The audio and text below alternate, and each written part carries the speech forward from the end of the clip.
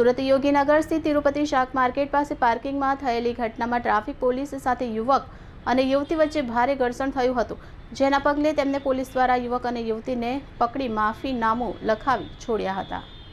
વરાછા યોગીનગર પાસે આવેલ તિરુપતિ શાક માર્કેટ પાસે પાર્કિંગમાંથી ગાડી ઉઠાવવા આવેલા ટ્રાફિક પોલીસ અને યુવક યુવતી વચ્ચે વાતચીત દરમિયાન ઘર્ષણ શરૂ થયું। જાણકારો મુજબ મહિલા ટ્રાફિક પોલીસની ટોવિંગ વેન સામે યુવતીએ ગાડી ઊભી રાખી અવરોધ ઊભો કર્યો હતો। આ દરમિયાન મહિલા પોલીસે સરથાણા પોલીસને મદદ માટે જાણ કરી। જ્યારે સરથાણા પોલીસ ત્યાં પહોંચી ત્યારે યુવક અને પોલીસ વચ્ચે ખેંચાખેંચી થઈ। પોલીસના અધિકારી સામે યુવકે ધક્કો માર્યાનો પણ આરોપ છે।